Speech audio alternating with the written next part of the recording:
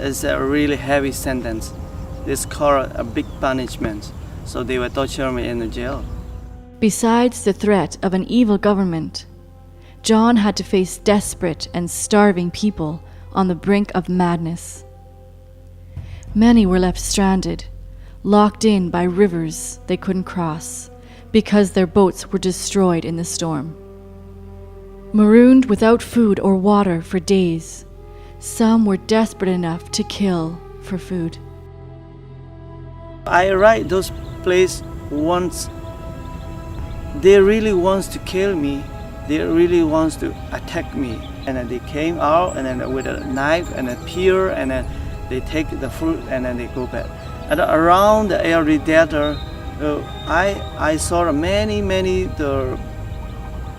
the painful things because they have no help and the government didn't help and still government they don't care the people. John found this group of villagers making their way to a government-run refugee camp. These families were given permission to move into the camp only after they relinquished their property to the government. Lands and farms that had provided income for generations had to be exchanged to gain temporary shelter and food. John traveled to the worst disaster zones in the Irrawaddy Delta to bring help. In this village, people were eating pig feed to survive. This was a large village. 700 families had survived the storm. John met with the village elders and asked permission to supply food to the most desperate in the village. He returned to Rangoon to buy supplies. This morning I went to the valley, saw that nobody supports that valley. In that valley, 700 families live there. So nobody support, the government support cannot reach there. So I go and I discuss with the village elder. This is in that village, this elder is a leader there. John bought 15 sacks of rice, 130 packs of salt and cooking oil, enough food to feed 120 of the most desperate families for 1 week. Those who had serious injuries were given enough food to last a month. It was limited help, but it was life and hope for these villagers. Coming up next on Continuum, witness the miracle of hope after Nargis. Transformation comes to one village, all because of your generous giving.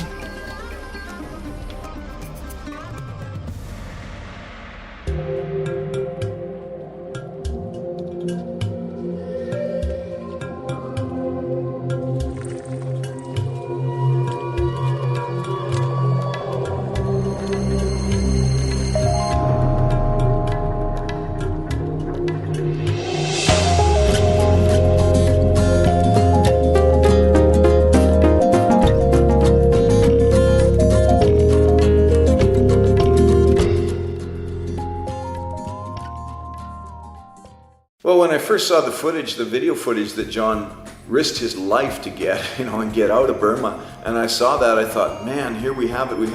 We have a news story here that's going to turn the world on like it did with the tsunami back in 2004. People are going to see the pictures of these families that are torn apart. Half of them are dead. Half of the members of the family are drowned, and the ground is strewn with bodies. And I thought, these are going to be moving pictures. They're going to move the world to compassion once again. I thought that people would grab at these, news agencies would want this news, but nobody responded. I think we had one response that said, "My, that's nice what you're doing, keep up the good work." And other than that, nobody was interested in the Burma cyclone story.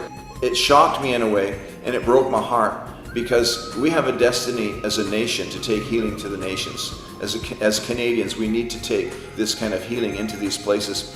And we were caught asleep, and we wouldn't wake up. It was a tremendous weight that just came back on us as a ministry, because it became obvious that not many people are going to do much about this. The only people that are going to do anything about Burma are people like us, and a bunch of other organizations like us have been doing a lot in Burma, and thank God for all of us. But yet, again, we're just a small drop in the bucket compared to to what needed to go in there. And so this whole weight of ministering to these survivors fell back on small organizations who could go in underground, like us sending John through, this network that was building through the Christians, believers that are going in there. Though the world was outraged by the response of the Burmese government, time passed.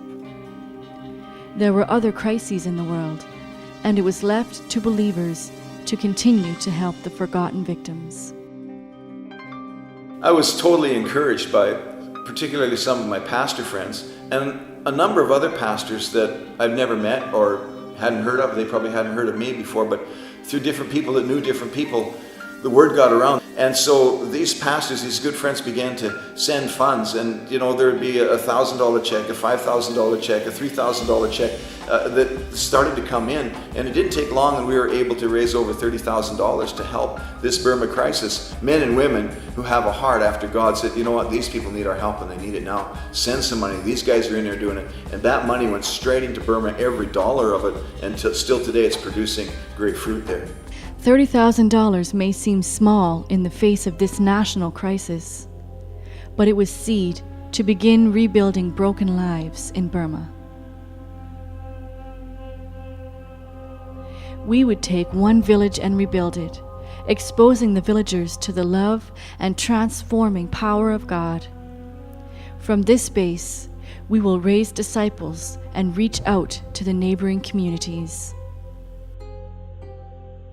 What I had a plan is I'm going to pick up one village, and then I'm going to rebuild that village to be the strong village and a strong community, to upgrade their life, to upgrade their village, to upgrade their education system, to upgrade their skill of the business and everything. Build their house, the bamboo house. It costs $250 roundabout, but we can show the love of Jesus Christ to the villagers here. Plus, their two parents, they have 7 family members. It's a very small house. It's the shaky house. So, by the grace of God, and then by the grace of God, the blessings, because of the abundant blessings, we're going to build a new house over there. This is there are 7 families, and then they can live there. It's very easy. Comparing with the old house and the new house, it's very different.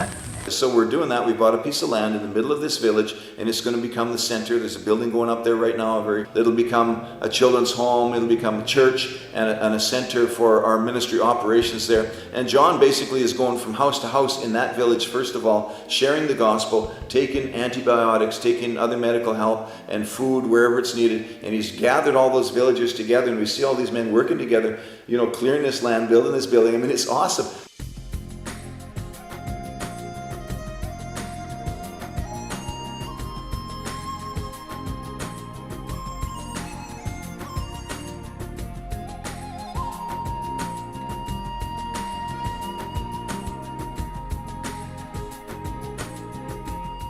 The center would become the base of operations.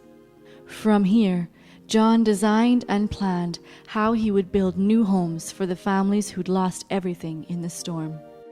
We are gathering here together. This is the villages where I had been doing our projects here. Today, this morning, we have carried the stuff to rebuild the house, the bamboo, and then the shelter, and then the things, so many things. So we had 29 villages to carry the stuff. Tomorrow we are going to build the villages house, the small house, for our projects.